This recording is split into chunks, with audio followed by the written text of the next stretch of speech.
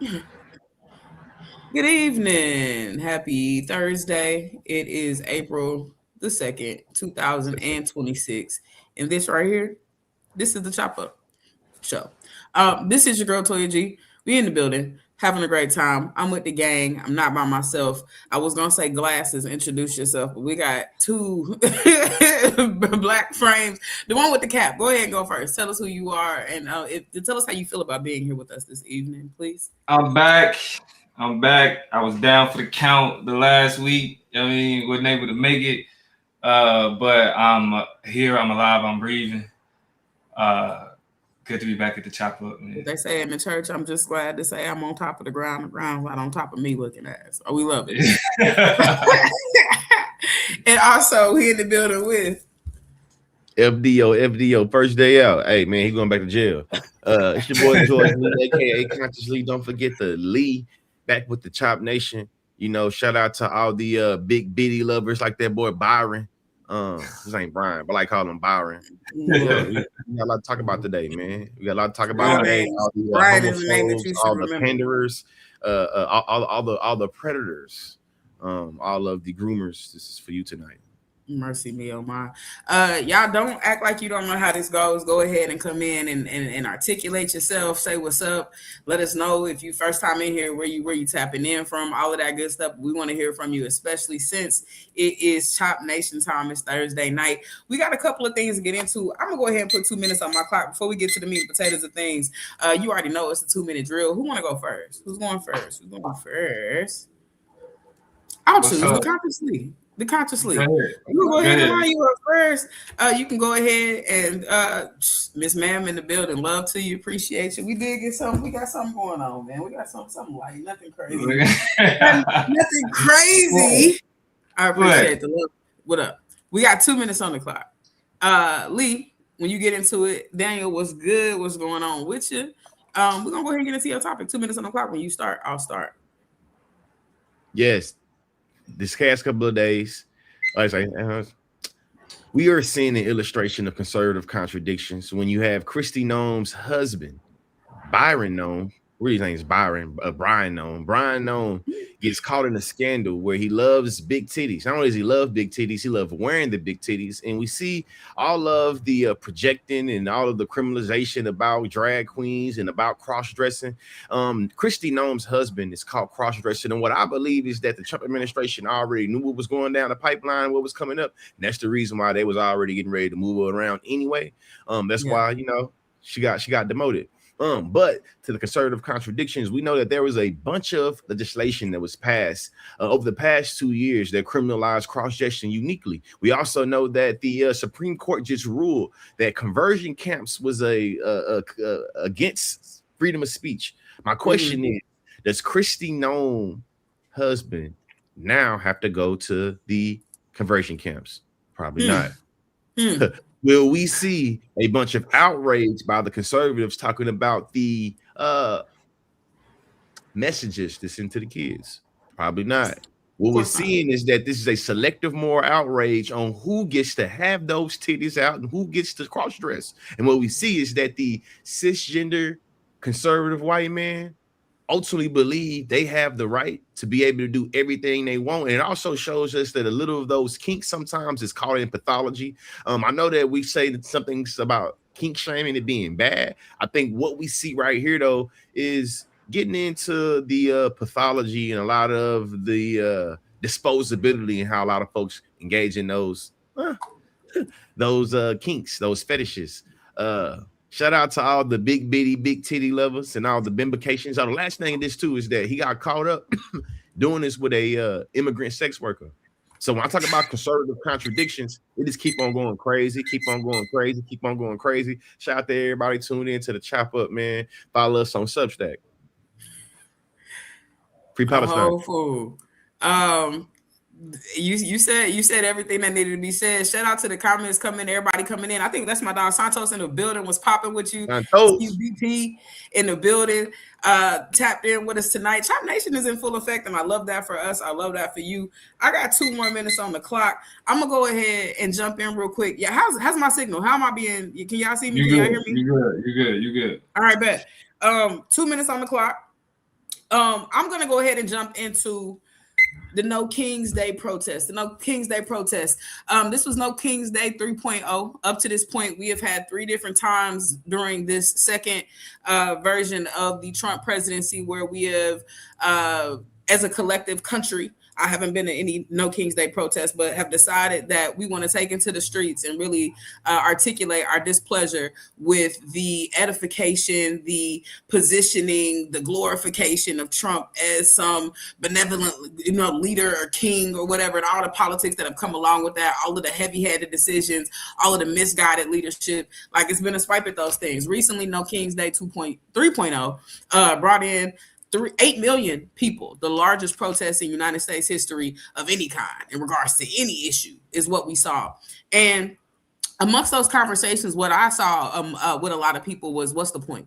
Right? What are we doing with protests? What's the point of protesting? Protesting is old news. It's played out. It doesn't work. And we've seen those in a more personal level in terms of Black folks and how we talk about, everything from how we responded to Trayvon Martin, to how we responded to Eric Garner, to how we responded to what happened in Minnesota in the context of, George Floyd, right? So, it's always been, what do protests do? What do protests do? And I saw a really important and unique outlook that are changing my mind about what protests and the utility are. And protests are just big ass meetings, big ass opportunities, not for you to stand next to each other and sing and chant and say the same shit, but to be networking, to be talking, to be making bigger plans, to be navigating communication, because we know that the internet has been infiltrated, right? So a lot of us don't really have the right mindset for what should be happening at protests. We don't have the right organizational kind of infrastructure to take advantage of these big collective meetings, and they end up being watered down, diluted, misused, misexecuted because of a lot of things that are missing. But a huge part of what's missing is the organizational aspect for what happens during that time. It's not just people locking arms. It's not just people disrupting traffic. It's not just people being belligerent, but rather it should be an opportunity for us to be communicating, signal boosting, and doing a whole lot more legwork than what we're doing. So we are underutilizing, especially since we are under constant surveillance, the capacity of people coming together and then intentionally doing something. The question is always going to be, and I'm in overtime, but whose directions are we following? What structures are we kind of legitimizing? And those are bigger questions that deal with the moral conscience, the ethical compass, and the strategic viability of the people on the ground making these decisions. So we got to figure out something. I got 2 more minutes on the clock. Plug. Shout out to JM in the chat. What's good with you? Jump in whenever you're ready. Real quick. See, I don't know if you see it on your end, but you got real blurry on us. Yeah, you got real blurry on us. I don't see it on my end. I look clear on my end, and that's why my internet is being weird, though. I can definitely admit that. Like, it was being weird, and I just kind of was vibing through it. So, I don't know. I think it's going to clear up. It ain't on me, though. It's a 2-minute drill. So, let's see the next 2. All right, let's do it. We'll have 2 minutes on the clock. Let's go. So, we started this 2-minute drill talking about white women. We're going to end this 2-minute drill talking about white women. Pam Bondi lost her job today.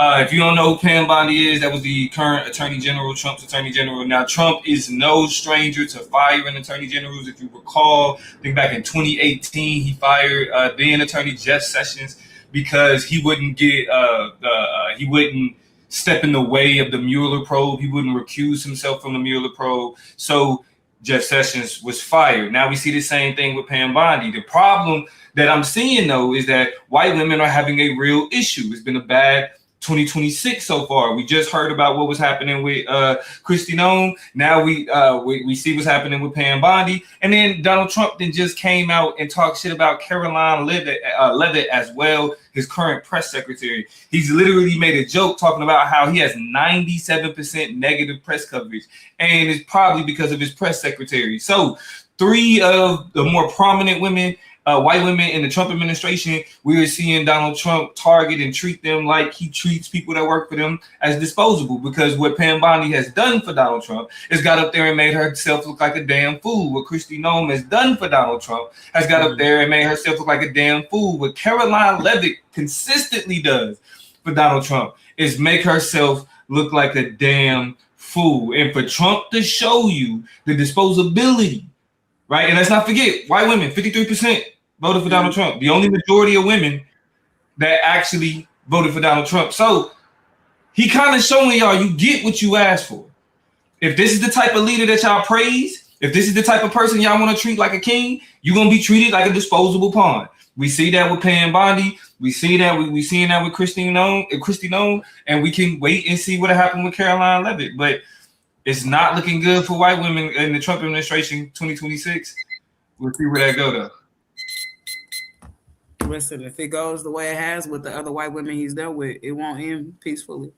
Shout out to my boy Tyler in the chat. What's going on with you? What's good? Miss Ma'am said, let them hold these L's. Doubtful, but let them learn that white women ain't safe neither. And that's a lesson they wouldn't learn throughout these elections. They wouldn't learn it and figure it out in other ways. And when their hands be palms up, when they end up being pulled into conversations that they feel like they should be, excused from, but they're gonna find. They're gonna figure out a way.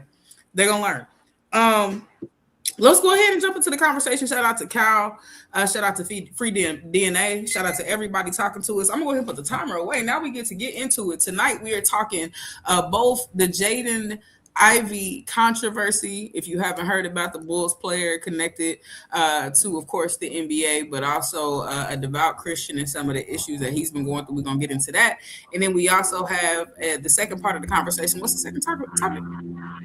Oh, yeah, Brandy. We got to talk about Brandy and Brandy. What's going on in the R&B world and what happens every single day that unfortunately some people are ashamed and not talking about until way after the trauma has been experienced. So we're going to get into that. Let's go ahead and start with Jaden Ivey and his recent expulsion from the NBA. Very recently, the managers or the executives of the Bulls organization decided to let Jaden Ivey go.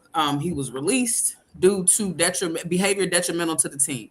It was found that, more specifically, he had dropped a series of videos on Instagram, and I think you may have already come across some of those videos and maybe seen some of the clips. We've been talking about it for like a week. Excuse me. And so there's a lot of interesting things going on in terms of how those videos are circulating, and amongst that, as Plug kind of talked about when we were going live, this is not the first time. Plug, talk to us a little bit more about some of the behavior unsavory or detrimental to the team that you kind of been hearing about. Yeah, so what we come to understand about the situation is that it wasn't just one post. It wasn't just one statement. It was a persistent pattern of behavior that we typically see associated with evangelicals, Christian evangelicals. It's the preachy, the condemnation, the calling out the righteous. Like, for example, one thing that he was criticized for was specifically calling certain players righteous and saying other players were unrighteous based on their lives. There was, in terms of interacting with his teammates, it was consistent conversations about religion and how people live their lives, which, you can believe what you want to believe, but when it feels as if, right, somebody's trying to push something on you and they seem like they condemning you in order to do it, it's just what we've become accustomed to when we deal with evangelical Christians. And so the dynamic that he was creating is that of the loudmouth, preachy, Southern evangelical that needed to let you know that you're gonna go to hell. Right? I'm talking about he gave the best way to describe it would be Westboro Baptist Church vibes. If y'all know who those people. I read that he had a injury, and the injury that he had, he told the team doctor that Jesus healed his knee. This was a knee injury. That he had the MRI and he still was injured. So they, made him they deactivated him. I think right now a lot of people are talking about religious psychosis and saying that he might be. Wait! 1 second. We're gonna get there. We're gonna get there. No. It's cool. Here's the reason why I want to wait, because I want to continue to kind of lay this out, because I want to ask y'all about the line in between some things, right? So just to kind of finish adding to what y'all are listing, I got a tweet from Full Court Pass says he was accused of destroying the locker room sanctuary, constant preaching, which made players uncomfortable, as y'all mentioned, religious rhetoric pressed upon teammates daily, told players who was righteous or unrighteous, and the Bulls reportedly viewed the behavior as weirdness in the workplace.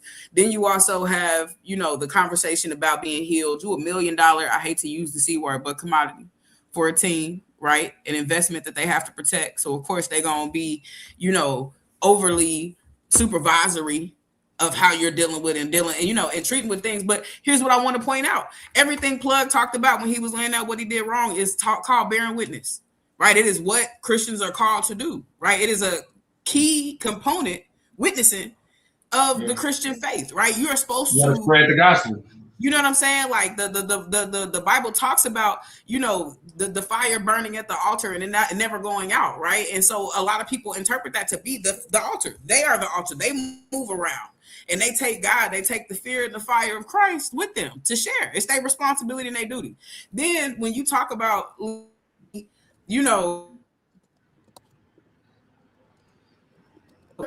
sacred declaration, right? That's what he's called to do, is to speak life and not death.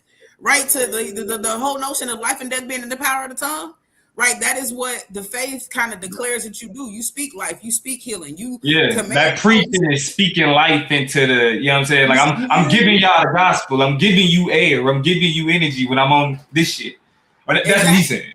Yeah. Right, and then the whole telling people righteousness, unrighteousness. A lot of people say, well, you're not supposed to judge. That's not really true. The Bible kind of gives you license to chastise and to bring people into the faith so in a lot of ways. And I'm coming down your street, Lee. I just wonder, because I'm trying to just create some lines, right? Yeah.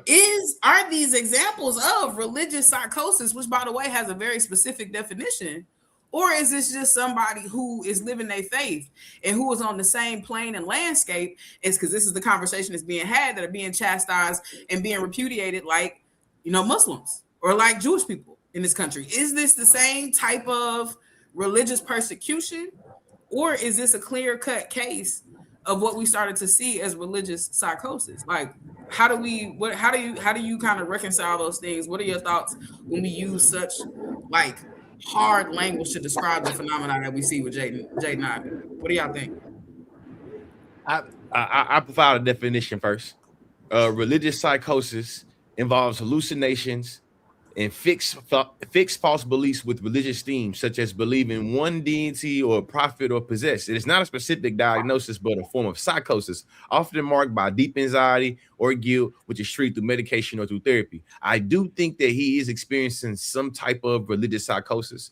I do think that we can debate about there being a spectrum or levels to how, one can experience a psychosis, especially when we're talking about it being religious.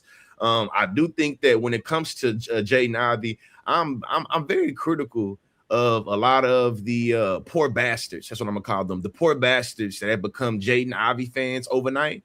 That shows that you don't have to perform well on the basketball court. Sometimes you can just engage in cultural war antics, and this will make it where people go buy your jersey. So though he's been kicked off of the team, we've seen that he's had, jersey sales go through the roof. And to me, it just speaks towards like, hey, right now, y'all are spurring on.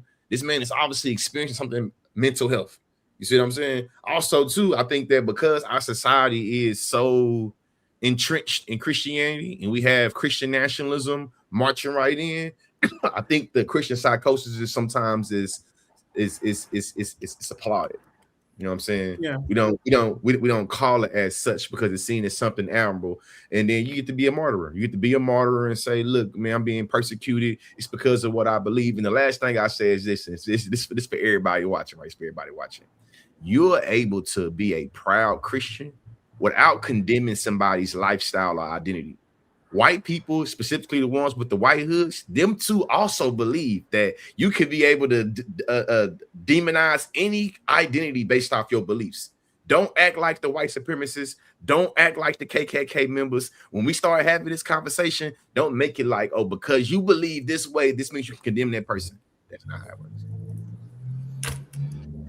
works. Yeah, I mean, I stay away from like diagnosing niggas. So like the whole religious psychosis shit. I mean, because one could argue that varying degrees of religion and religious belief could be tantamount to psychosis. Right? I'm not gonna be that guy. I'm not gonna be that guy. But I'm saying it's people on the internet that would argue. There's people on the internet that will argue anything, but there's consistent debates about whether or not just belief in Jesus and belief in that type of shit is a form of psychosis in and of itself. But I don't believe that. So I'm not going to go in that direction. But what I will say is one issue that I have with religion in a major way is that it gives us excuses to be bad people. And we wrap our fucked upness around this guise of I'm doing this holy thing, like this is my religion, but it's like, nah, you really just a fucked up person and you have an excuse to kind of perpetuate that. Because like the fact that you have Christians that are like, you know, even if I quote unquote, you know how they always say, I may not disagree with it, but you know, you walk in your way of life, right? Like you gotta go. So the fact that that type of Christian exists means that this shit ain't unique to Christianity. You know what I mean? And it's like it's bigoted people.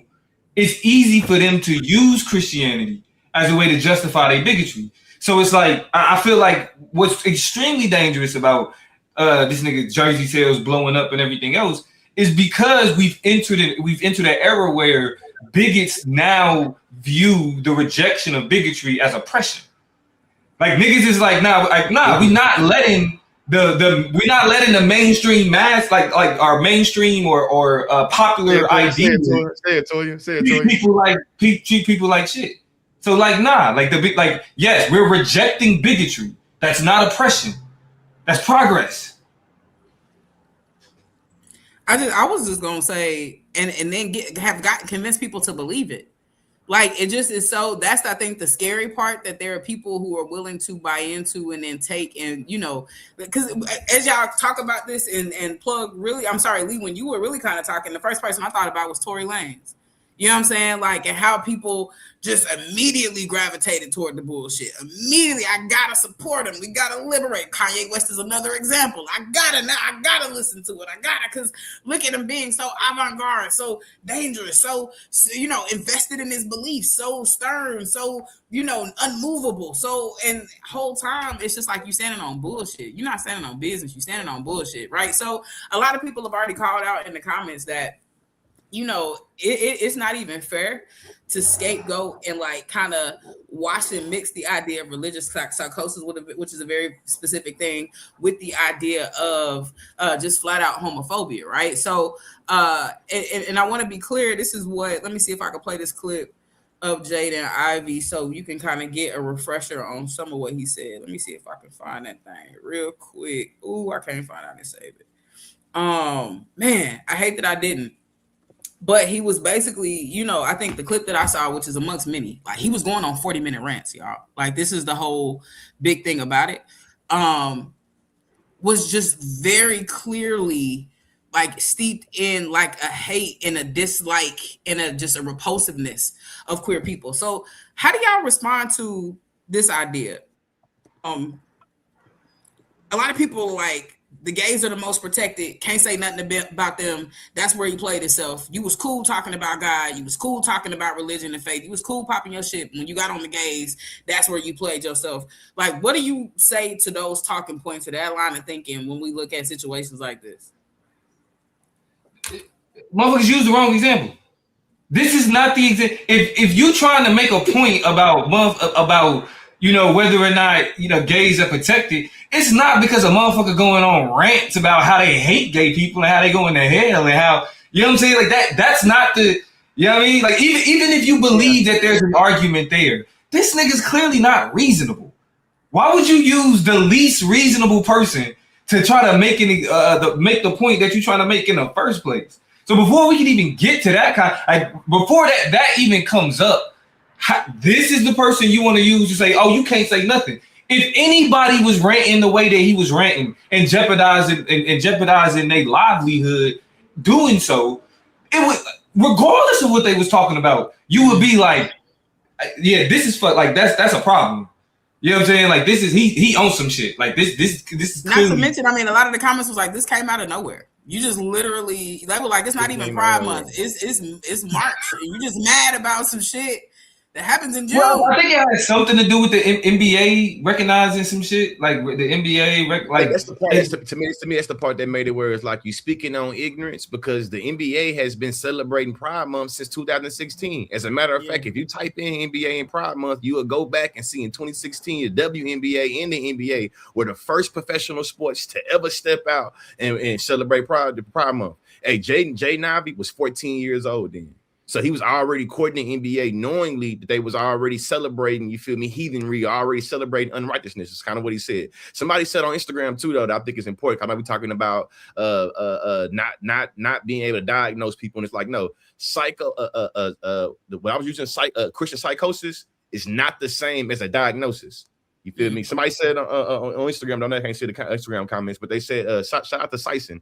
They said that's a good point about psychoanalysis, but you still can point out attributes of psychosis when it's concretely displayed. Again, psychosis and diagnosis, not the same thing. You feel me? So I'm not acting like I'm a therapist. I don't think I'm a psychiatrist. I understand there's a definition when you look up Christian psychosis, and I think that Jay Navi is displaying a lot of those things. That's what I'm saying the reason why I interjected that into the conversation. I think too, what becomes very dangerous about this, and Yaya says, "What's the question? I'm late." We just talked about this Jay Navi situation and whether or not this is a case of somebody standing on their faith and really just operating in the tenets of what they believe in, just like everybody else who's protected in terms of how they practice their religion, or whether this is a case of religious psychosis, which has been kind of grouped and scooped and discussed and called that. And that's phrasing and language that we've started to hear more often as we talk about, everything from the like criticisms that people are having of the church and of Christianity and the deconstruction that people are doing, whether it is conversations about kind of white Christian nationalism and some of the very zealous ways that they go about kind of spreading their beliefs and kind of shaping what is right and wrong in this country, like all of that kind of stuff. We're kind of getting at that. But what I think about when I think about the scapegoating conversation is how dangerous it is to, very flippantly connect these conscious decisions to target groups of people with people who are literally dealing with like hallucinations, literally dealing with like the other elements of psychosis that, Lee talked about and pointed out, literally feeling like they're seeing things and literally feeling like they are gods and deities themselves or the devil or other people are the devil themselves, right? Those are like moments that might either be escalations or necessitate like some type of professional intervention. And we don't want to flippantly just kind of look at a person who's making poor decisions and being really fucked up and equate it with people who need actual help. Because that's the same type of scapegoating that happens when we talk about, gun violence. You literally, take a very serious situation where somebody is just doing a really fucked up thing and making terrible decisions. And we're just like, oh, they mentally ill. Well, what happens to the mentally ill people who are fighting and overcoming every single day the impulses that they have to make bad decisions, but are managing it, are seeking help, or you know what I'm saying? Like that is like such a terrible conflation that it really ends up making us look poorly at people who are in distress and need help. Yeah, but again, Christian psychosis is not the same as me diagnosing him with having the episode or it's him, you know what I'm saying? Second thing I say is this. Christian nationalism, I would argue, fits the bill of Christian psychosis. I would argue what Jay Navi is doing and what he has done folds very well into the white Christian nationalism, which I would argue by definition is Christian psychosis. So now that he's able to say he's been persecuted by the NBA, now this feeds into Donald Trump anti-Christian bias nonsense, and also to me shows how religion and Christian nationalism is recruiting black folks and specifically black athletes. And that's the reason why I think throwing the concept Christian psychosis is very applicable because to me, it describes the phenomenon. I think power with the ability, you feel me? The phenomenon we're looking at right here is how is this being transported in terms of institution, in terms of movements? And I would say that based off the definition, all the different ways we talk about the symbols, all different ways we talk about the doctrines, it's being rolled out. Go ahead, Paul. I think the scapegoat, where the scapegoating becomes even more dangerous is in the sense of the larger play at hand, and that is the finding ways for oppressors to be oppressed, for them to be victims. Like we're seeing the victimhood mentality become more prominent. And me and Lee was talking about this earlier. When you have a white nationalist as the president of the United States, they've already used the fear and the persecution of white people as a way to demonize books, as a way to as a way to justify book burning. Like it's like, like we in the past type shit. Like it's like we not in past the year 2000. Like we not in the future. Niggas is finding reasons to say like, nah, these books should be banned because they make white people feel bad. Like that mentality escalating and having institutional support, right? Not like being not being around motherfuckers that's not willing to make some petty shit serious. They already tried to do it with South Africans, right? Like that becomes dangerous. And what we know is when white people feel like they backs up against the wall, that's when shit pop off. I'm more like with this type of rhetoric, right? And this type of victimhood mentality, I'm more afraid of a white nationalist doing something wild than somebody from Iran, an Iranian sleeper agent. And that's just keeping it static. So, and Santos points out, this is a question of ideology versus the loss of a filter, which is psychosis. And I think that, like you are all pointing out, that there are ideological roots in this that are not just being out of touch with reality. I think, what else? Let me see. Joby Wan says Christians are allowed to be hypocrites and they get to gaslight everyone when they're called out. And that's kind of an unfortunate truth. And here's the thing. An example of this gaslighting is what I was thinking about before Plug started talking, because like the very convenient thing is that this chastisement, this criticism, these conversation, his expulsion from the Bulls is all a part of the plan. It is all what we, what God said was going to happen. It is already the persecution that makes you more like Christ, right? Because you're going through these things, because he's like, man, my wife won't talk to me. My family won't text me back. Yeah. People ain't answering my FaceTime. And this is all, Job, what God put Job through, who's testing his faith. You know what I'm saying? Like it very conveniently fits into this. I have an answer for that. I have an answer for that kind of pre-prescribed box. Like these canned responses to everything, so that you can say in the face of criticism, I don't need to change. This is exactly what God said was going to happen. Right. And that's where it becomes very dangerous, because then you have people so fixed and so set in a way of thinking and have the supporters behind them. We never really get a clear departure and a clear separation between what shit was inappropriate, what shit was bad for business, and what ain't got nothing to do with what you believe in and how you pray. You know what I'm saying? So like, that's where it gets real murky for me. This is home real fast. Please. I think that a part of us engaging the comment section is being able to turn some comments into teachable moments. And I think right now a lot of people are conflating private entities with the United States federal government, and they keep on bringing up freedom of speech. The first thing is this: you're able to have freedom of speech that doesn't entail you talking about an entire group being unrighteous. Second thing is this: you get freedom of the speech from the federal government, not from private entities.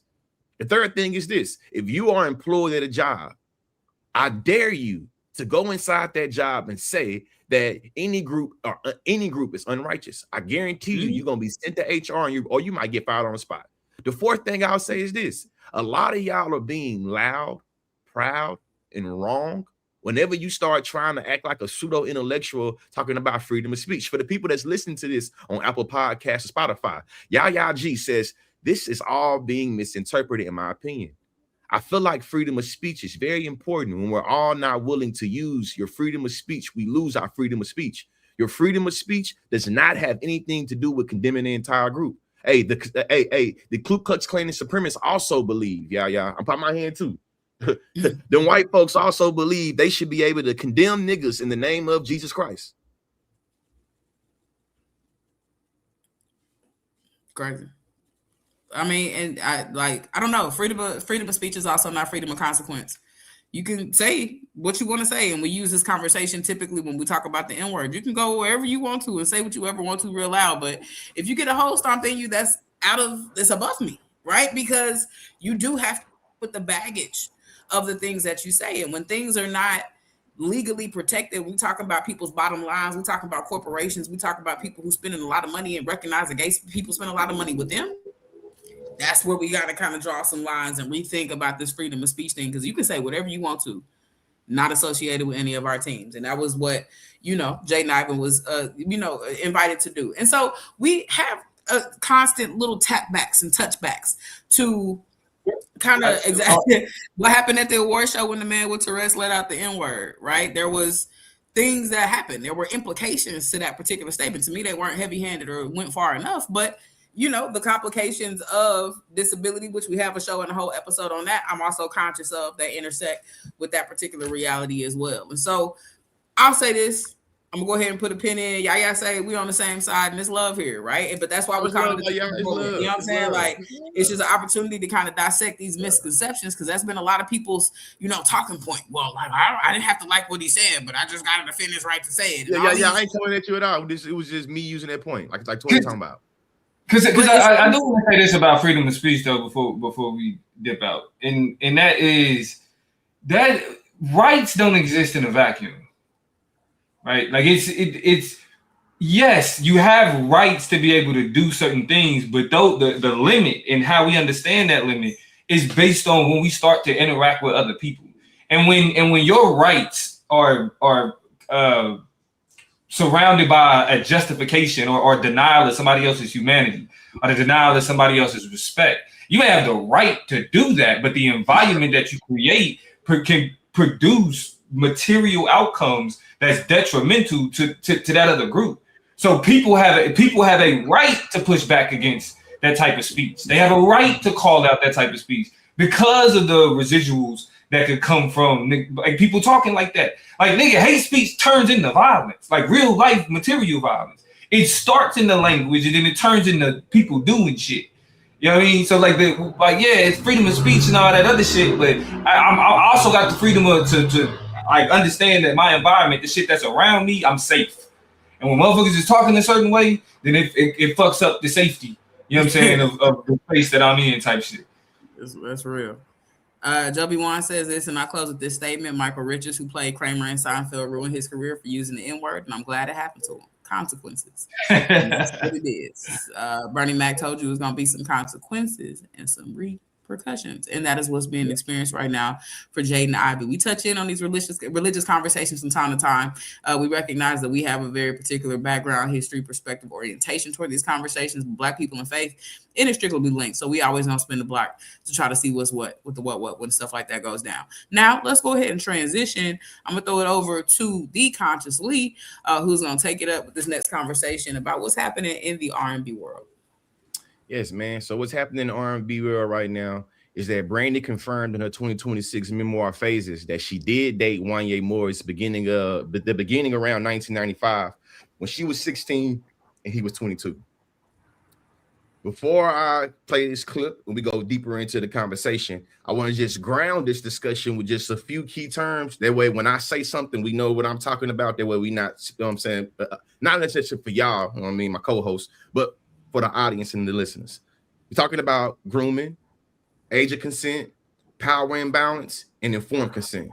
This is a trigger warning. We're going to be talking about, power imbalance, specifically in terms of pedophilia, or, it's up for debate. Is this an instance of pedophilia when you have a 22-year-old dating a 16-year-old? We're going to get into it. With that being said, grooming is a deliberate process where an older or more powerful person builds trust, emotional dependency, or secrecy with a younger or less powerful person to exploit them, often sexually. Age of consent, legally defined as an age which a person can consent to sexual activity. It varies by state, typically 16 to 18. Remember this age of consent part when I play this clip, because it's gonna be a part in there that make you cringe, and I'm gonna get back to that part. As a matter of fact, y'all, I want Toya and Damo when I play the clip. Can y'all guess what part do I think is cringy when I start talking about the age of consent?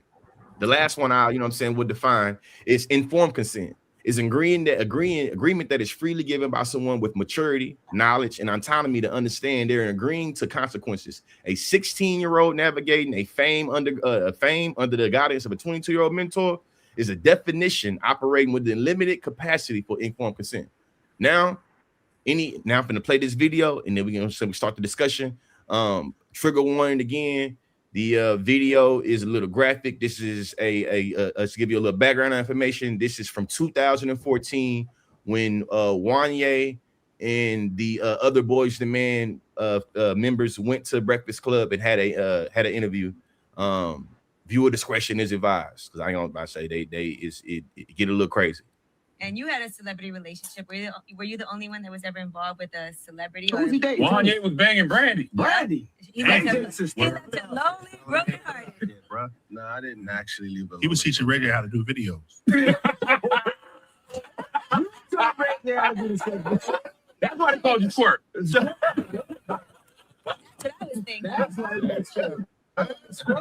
mean, Brandy was sending her behind the music that you broke her heart because you fell in love with somebody else.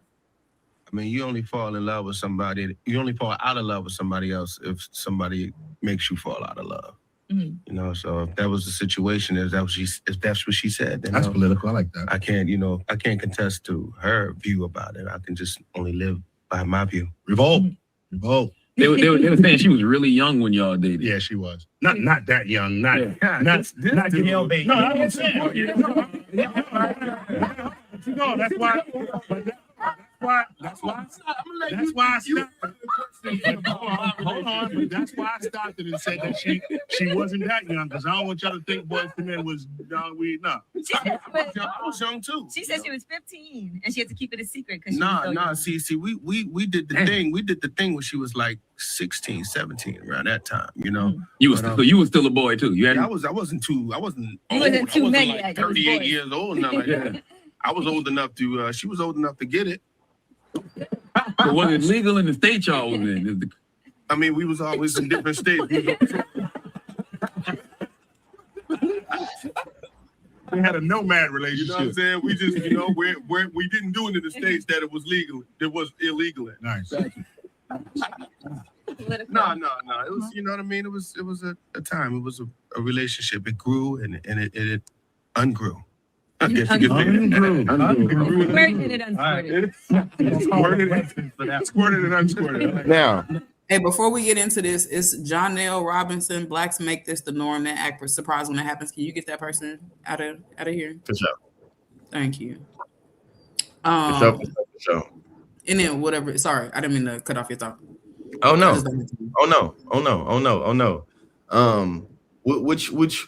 Which topic would you like to get in first? Consent in the law, the power imbalance, or the culture industry part? Which question you want to get in first? Can we get into consent in the law first? Okay. Because and I feel like, Toya, we did a show about this, about in the state of Missouri, how Republicans were consistently trying to lower the age of consent to like 14 years old. Mm-hmm. Or they I got you right here, Damo. Morris told the Breakfast Club that when asked if the relationship was legal in the state they were in, he joked, "We did it in the states, it was legal." What does it reveal when someone treats statutory age of consent laws as loopholes to navigate rather than boundaries designed to protect children? Well, I think it's kind of like when we was talking about the dude with the bazookas. You know what I'm saying? Like those people that move that way are the ones that allow this talking about we need to protect the kids.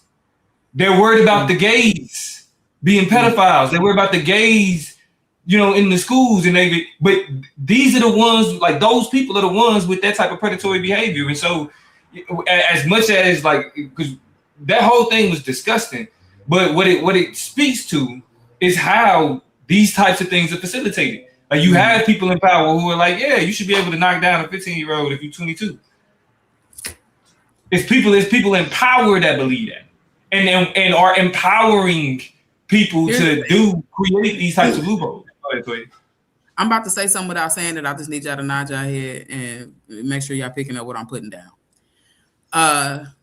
As the people we are, who have been the places that we've been, both domestically and internationally, we've done research to figure out loopholes, ways around, things we need to consider, ways to do a thing without, because we knew and had a level of consciousness about both the act and the potential consequences of the things we were trying to research about, because there was a level of just like understanding that this wasn't maybe the best thing that could be done. I'll leave it at there, and I feel like y'all are smart enough to pick it up from there.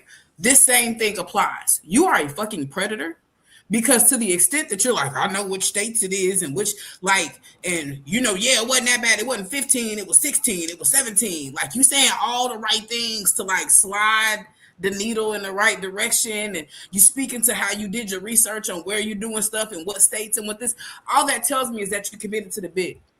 That it wasn't a natural, organic falling into love. That somewhere along the line, whether it was just the, okay, you a singer, I'm a singer, oh, you cool, ooh, we cool, let's see if we can.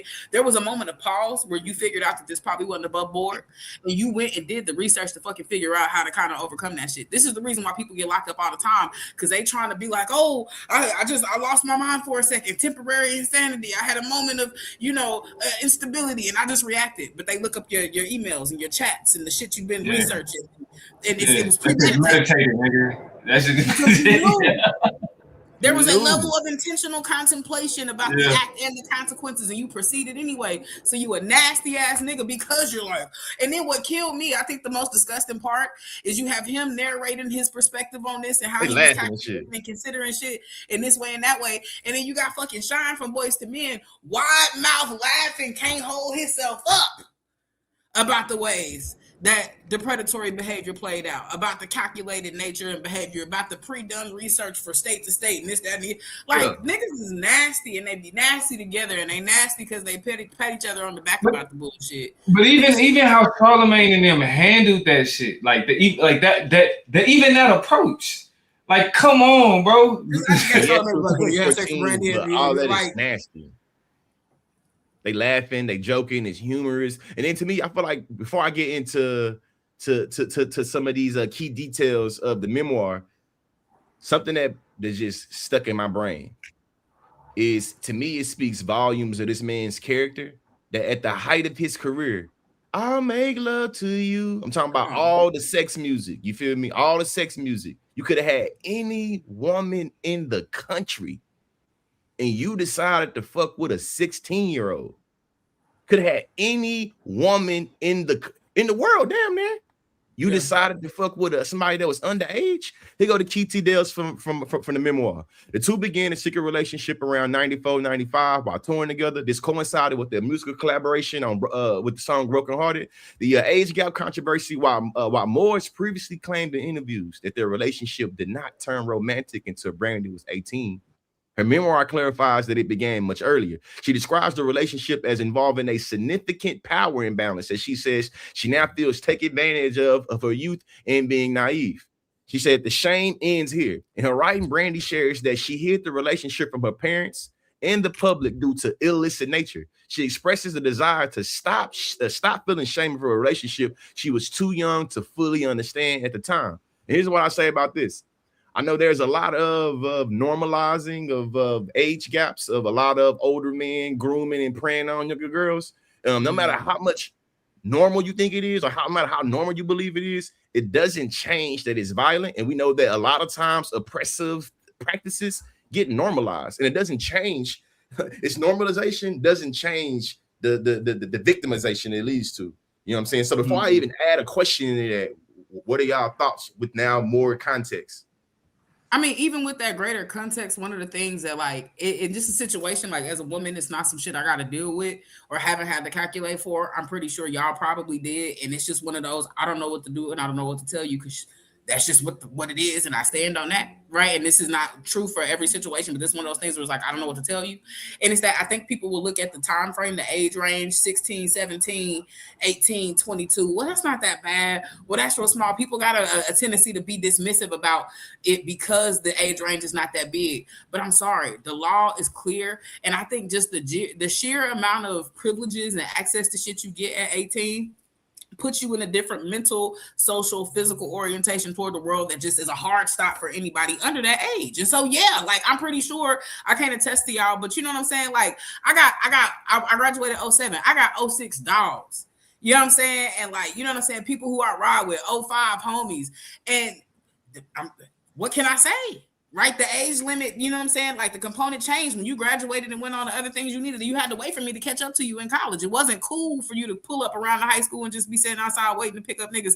And that was a hard kind of thing for, you know, you're saying, like, people who are just a year apart to come to terms with. I'm pretty sure as men, it's like, I have an innocent relationship with this person, or I'm interested in this person. We got a couple months between us. My age say this, their age say that. What do I do? That's a conundrum that I can't speak to. But I think just in terms of keeping your hands clean, keeping your nose clean, making sure shit is not confusing, you gotta have that cutoff. You gotta have that gap. You know what I'm saying? And they know we close enough in age. You know what I'm saying? It's that. No, I'm just sorry. Like this shit is that shit. When you're dealing with adolescents, close enough ain't close enough. You know what I'm saying? Like if you 40 and you hollering at somebody that's 30, are you 35 and you hollering at somebody that's 25? You could be like, that makes sense, right? Like there's adulthood there, right? Like you at least on your own, you experience some type of life. You can drink alcohol, right? You can go to places. There's no place that we can't go together.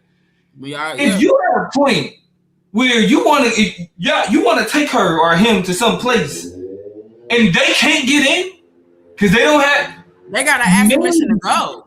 You can just get up and go. They like, let me check with. I gotta see if I like what that should. You feel me? So when you're dealing with adolescents, and I think that's the part that gets missed, is that that is still like those are formative years, like engaging in a serious romantic relationship with an adult in one's formative years. That's why they call it grooming, because you're being shaped. Yeah. Wait, Damo, watch this. Brandy wrote, what began as admiration had transformed into something else. It seems to me that he weaponized my admiration, shaped my friendship into dependence, my respect into desire. The progression from mentor to romantic partnership as a grooming pattern is a pipeline, and it's something that people theorize about. My question to y'all, why is the mentor to lover pipeline especially dangerous for child entertainers? I was reading the comments. Ask the question one more time. What was the beginning of it? Why is the mentor to lover pipeline especially dangerous for child child entertainers? Because the book, she writes a lot about how she was his protege. It was the mentor. You feel me? But then he started to use that to slowly groom her into being what they was. And in this part right here, before you even send response, somebody saying right here, he said, Morris described Rose, hold on, because a part of it is Brandy described Morris repeatedly saying, my girlfriend is 16, when they were alone, and she questioned whether he was trying to soothe his own character or tether himself to a boundary, even as he quietly edged it past it.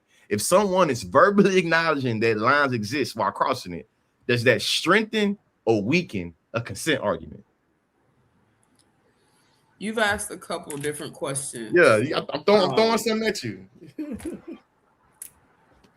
I was trying to answer the first question, and you added on to the second one. Okay, the first question is. I think the answer was. I think that question that you just asked is very simple, right? Like you said, does it strengthen or does it weaken the consent argument about them?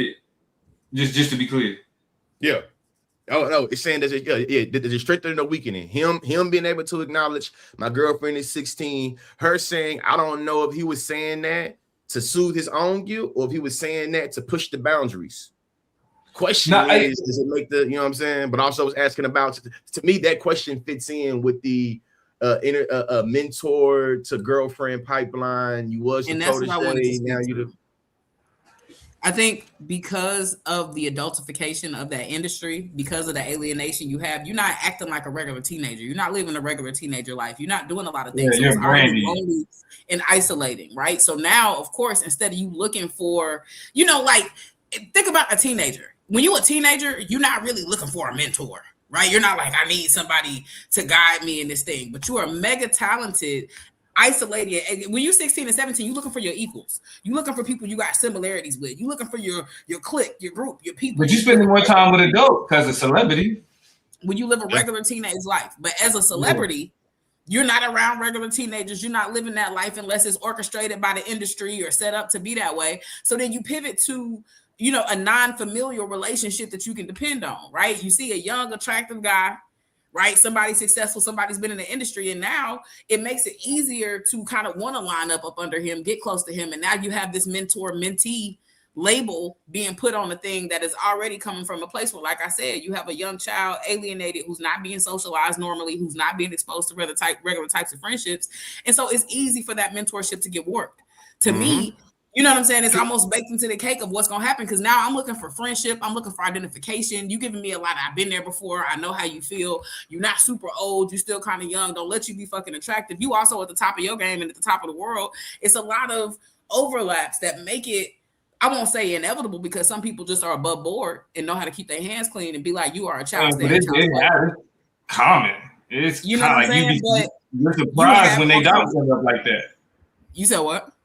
I said, you surprised when they don't end up, you know what I'm saying? Because it's how common that stuff is. It makes it too simple for them, the manipulation to get started. And, well, this is what women my age is doing, and this is what it looks like, and this is what you got to be ready for, and this is how you need to be thinking and moving. And now all of a sudden I'm, putting stuff into your brain that is the equivalent of 22, 23, 25-year-old women that I'm supposed to be dealing with. But now I'm trying to impart those lessons in your brain. You think I'm giving you game. I'm grooming you. You think I'm putting you on. I'm literally shaping you to hang on my every word, because now I'm telling you how the game go. I'm telling you how to play that, how to do that, how to move. You know what I'm saying? So, like, it's grooming par excellence. Let me move this along. And I think, and a part of it, a large part of it is, in turn, when you talk about niggas being able to get away with it, this is why I hate fucking celebrity worship. I hate celebrity worship. Like, right now, I'm dealing with my own little controversy. Because, like, I'm not fucking with J. Cole right now, right? Like, I'm like, the last album wasn't that hard. This is big and breaking news, y'all. This is big and breaking news. Because, like, listen, y'all know how much of a J. Cole fan I am, right? But the type of nigga I am, if I'm hearing shit that does not resonate with me, I'm not gonna force it. I'm not gonna make that. So that means I'm not gonna change the logic that shapes me, that's important to me, that comes from me, simply because a celebrity is doing something adverse to it. Nah, even I'm a huge fan, but bro, like, so when it comes to Wanye and these other people, the reason why they're able to get away with what they're able to get away with is because people are too trusting of celebrities, because they celebrities. People are too quick to put away certain logic to justify the person that they're a fan of. And literally, when it comes to children in Hollywood and young people in Hollywood, that's where the greatest danger is because it's Hollywood. It's power. I get to be around adults. I'm not around kids. Like you said, I'm not around kids. I'm around grown people. You know what I'm saying? Most of the people that I'm associated with are like, so the celebrity culture breeds these type of disgusting relationships and then justify it because of their celebrity. I just want to say, to your point, I watch way too much SVU, and my auntie Olivia Benson has taught me time and time again that when a celebrity is involved in some crime, you need to look to the celebrity, because they first kind of excuses. I'm too famous. I don't need to. Why would I need to steal something? Why would I need to take advantage? Why would I need to groom? Why would I need to manipulate? Oh, it's a cash grab. Oh, somebody's lying on me. Oh, and these excuses are all too convenient. Right. And so, my Uncle Finn Tutuola has too many times had to intervene on the behalf of a victim who was able to be victimized because that person was in the spotlight, because they was in the limelight, because they've been trusted. You know what I'm saying? And so, Stable, we have our issues. Stabler, rather, we have our issues with him. He's fine. But what I will say is he's done a great job through the television at educating me on just how we cannot fall for the rules of celebrity, especially as it relates to celebrity various behaviors. Like, think about this shit. You ain't gonna like this one, man. Just keeping it going, keeping the conversation going. Cause I got, you know what I'm saying. I pulled a demo today. I pulled a demo today. I got a lot of questions, but this next one though is a big one. Damo be over preparing and having a whole bunch of shit. Like, damn, nigga, I'm ready to go. I'm sorry, y'all. Listen, this could be the last one. You know what I'm saying? We'll see how we answer this, because it's a big question. You know what I'm saying? The Epstein files revealed a network of powerful men who exploited their access, wealth, and fame to prey on minors, while an entire ecosystem of assistants, managers, and media looked the other way. What structural similarities exist between the ecosystem in the 1990s music industry that allowed grown men to secretly date 16-year-old superstars in plain sight, and want to recognize that it wasn't just Wanye. Aaliyah was also being passed around as a child by a bunch of overgrown ass men that felt like they had to possess this beauty of the Aaliyah, and they were grown, she was kid. You know what I'm saying? And we can go through Beyonce and Jay-Z. But this right here, to me, it's right here before we get to it. Think about this. The ability for niggas to try to say what Wanye did to Brandy is cool is the same hubris that makes it hard for us to convict anybody that was in the Epstein files because they was fucking with 16 and 15 and 17-year-olds too. Was it against the law if they was going from state to state? Well, I was only doing it in the state that these are all the arguments that Wanye said in their goddamn Breakfast Club that everybody in the Epstein files that's defending them anyway, they said it's their arguments. Mm-hmm. Well, I was in Mississippi. The age of 16. Defending Epstein files is crazy work. Just that phrase, like nigga, if you in 2026, if you defending Epstein files, bro, that's but here's the thing though, bro. Until we able to hold the people that entertain us accountable, what? Your mic did something crazy, and me and Lee both looked at each other and said, "Like, nigga, what the?" Did you hear that too? Did you hear that? You turned it to it got real demonic for a second there. It was real. I don't even know what to call that. It got dark. Nah, you know what? It had. I don't want to distract from the top, but this is like a World of Warcraft.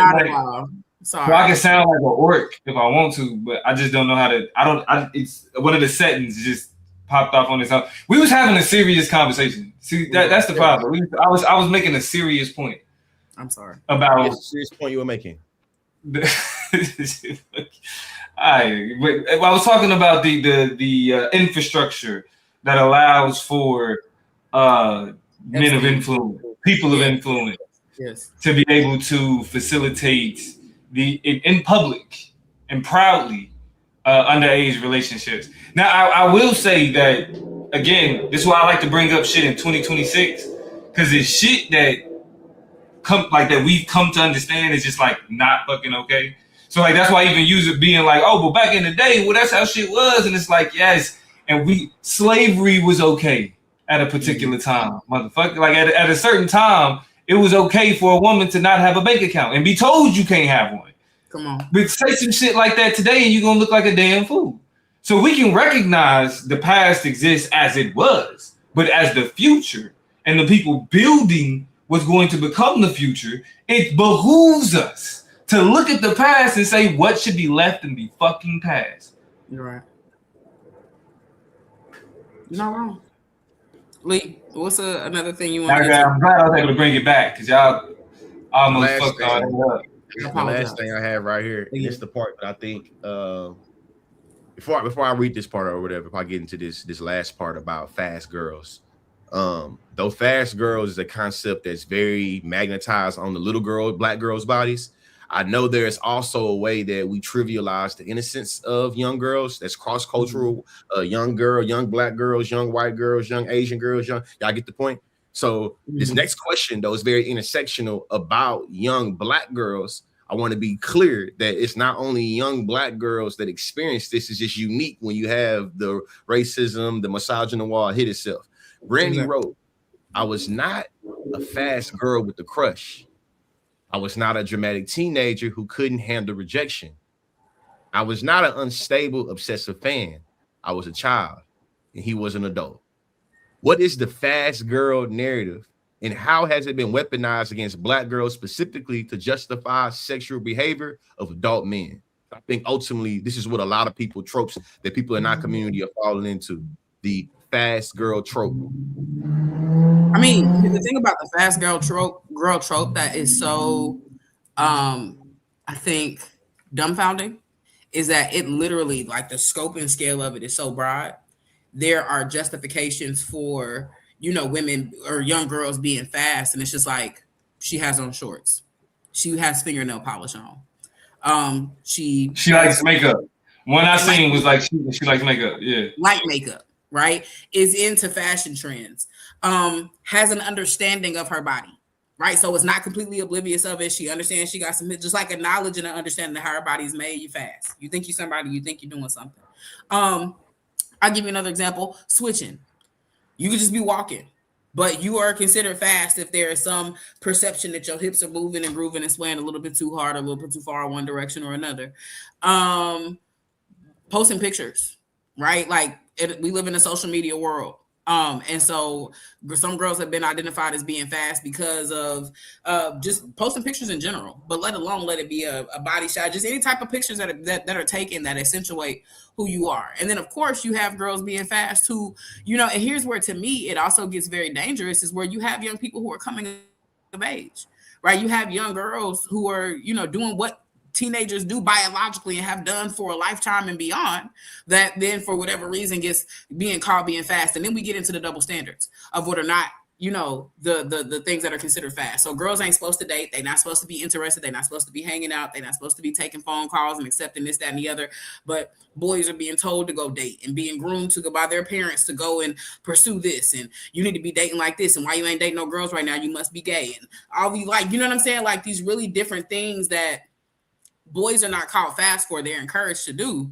But if a girl was to do them in return or to initiate any of those things, they'd be automatically called fast. So it's this really very convoluted, very problematic conundrum. Yes, enigmatic. Not only is it a conundrum, but it's an enigma, an unsolvable question of why you have this huge and never-ending kind of polarizing understanding of what being fast is for girls, but then you also have this double standard where you want to raise very sexually confident, if not hypersexual young boys. And then you expect for them to interact in some meaningful way and, grow to be good people who nurture healthy relationships, are on the fast track to getting married and having kids. Like the shit is just very perplexing, especially when it comes to how young girls are exposed to that trajectory of who they're supposed to be. The whole time being dark because they being called fast. Man, in closing this conversation out, I want to just drop a little term on the people. Research on adultification bias. It comes from a Georgetown Law Center in 2017.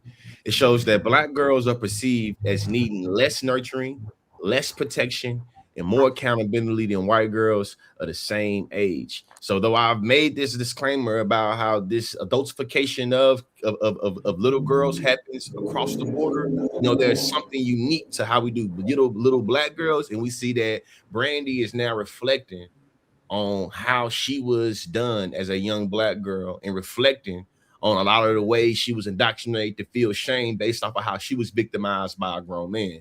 We also see that though the clip that I showed y'all was from 2014, we see in 2026, Charlemagne and nobody else from, the Breakfast Club has come to rectify. As a matter of fact, I'm sure they hope that the damn videos stop going viral and stop circulating. It still does not negate that what they was talking about is something we still deal with today.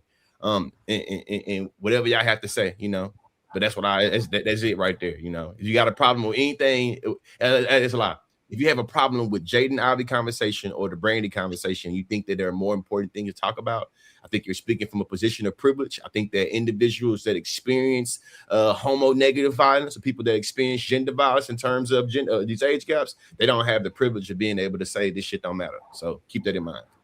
Also, like I'm raising a son. I'm raising a son and a daughter. Yeah, so it's like, people, Toya has, my son and George kids and all type of nephews, and so it's like we like us millennials, like we're the generation that's shaping the next generation. We not the kids no more. That's why a lot of this shit matters to us, because it didn't matter when it should have mattered for us. There's a lot of lessons we had to learn, that we had to grow up and realize shit, not, like we had to be the generation to be like, we don't care how it used to be. We don't care what because we're starting to see that tradition produced a lot of bullshit. Yeah. A lot of shit that niggas was okay with in the 80s and the 90s. Like that shit that we was able to witness. It's no way in hell that you're going to see us become adults and adopt that same shit. Yeah, So it is because shit like this matters. Because we willing to have conversations about consent to, and sometimes motherfuckers not even gonna realize that it's actually registered until it's a certain situation, and you be like, oh damn, that is some shit that, So yeah, all that, man, this shit always matter. And fuck celebrity worship. If you don't get nothing else from fuck celebrity worship, go ahead, Tony. Yes, that. Sheikah says, girl adolescence is frowned upon. Judy Bloom brought that out. She's now banned reading. So I think that comment is very poignant because it speaks to the disincentive that is socially become acceptable for young girls to understand girlhood, right? We got young boys being emboldened, right? Being told that, really they should vote for President Trump because, he is the person making it legal to be a man again. He's the person making it legal to, manhood legal and this and that. But we also on the same hand have women being discouraged from understanding, coming to terms, having, literary, social, meaningful connections with that transition and how they come to be. And I think that's very important to point out because that's triply true, quadruply true for Black girls, right? What does that even look like for Black girls? Alicia Marie makes a comment that I'm banging with and that I want to end on, because as we talk about all of this, we can't forget some important shit and some important people in this. Alicia says, while it is adultification of young girls, right, it is even more so the refusal to hold the patriarchy accountable, in this case, for their own thoughts, which decides their actions, which equal and equate to abuse.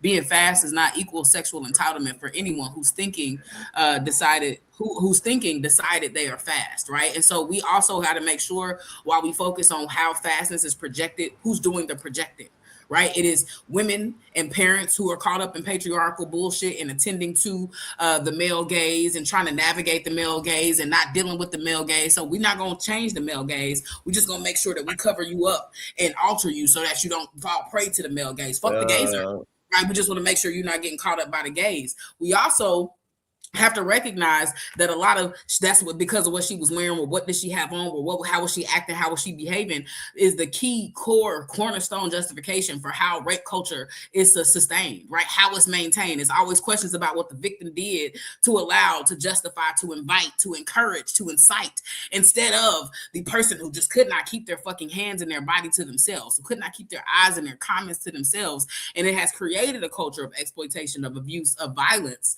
toward women in particular, because the question is always what she had going on instead of what he had going on. And no, it's not all men, but it's always men. And so we do need to have conversations about how we start to get to these image issues and how young girls get a chance to see themselves and understand themselves, and how young boys are programmed and act in and participate in the negative ways that they see feminized beings, if not women in particular. Insane. Yeah. Definitely, man. The only thing I add to that is hopefully y'all should add us on Substack. If you're not following us on YouTube, go type in a chop up on YouTube. If you're not following us on Facebook, chop up on Facebook. If you ain't following us on Instagram, chop up on Instagram. The Substack, if y'all don't know, that's where you're gonna be able to get all of the definitions to all the terms we threw out, as well as being able to get, a nice little, key takeaways from what we talked about tonight. Definitely encourage y'all to go follow us on Substack. We see y'all again. If you watch it on YouTube, wherever you watch it, do us a favor and like it, love it, share it. Like, you know what I'm saying? Like little stuff like that. If you ain't saying nothing all night, but you watching or you see this part, go ahead and hit the thumb real quick. Go ahead and hit a little bell or follow. If you want to hit the arrow that say share, you ain't even got to write a caption. Let other people figure out what the hell you got going on. But anything that amplifies and boosts what we talking about, let alone if you go ahead and tell people you like the show and a little bit about what we talked about. So Common Leader's been in the chat all night. Shout out to Common Leaders for definitely tapping in with us. Joby Wine in here. Sexism is a male problem. Racism is a white problem. If people started solving their own fucking problems, we wouldn't have all of these. We wouldn't have all these problems. Hey, did I tell y'all about the time that I opened the door for the painters that was painting our house, and I was wearing this motherfucking hat, and the painter was no, but I know that's not the what the fuck. Bro, I opened the door for him. I forgot I had this motherfucker on. And Rahel was telling me, take that hat off. Like, people, they're not reading it. They don't know what it says. Like, they just don't be wearing that hat. Then I opened the door for the painter. That nigga looked at me, kind of made a face.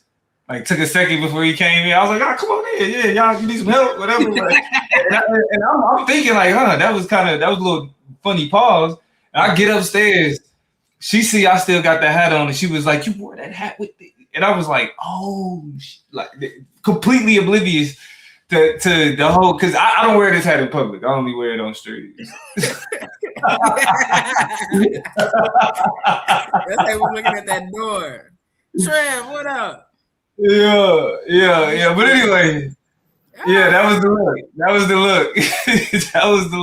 Hey, here's what we should say before we go on. It appears that we're going to take a little 2-week spring break a chance to recalibrate, move some things around, connect with each other, getting into a flow.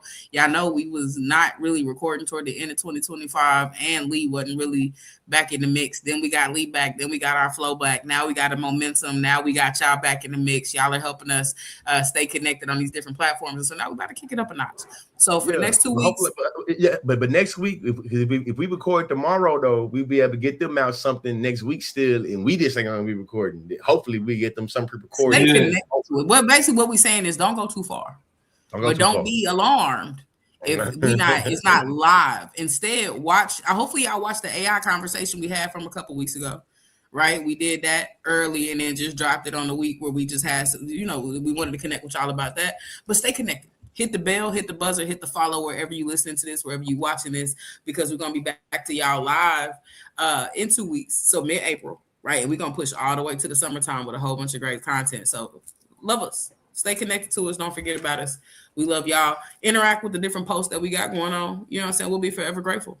With that, I think we could probably end the show.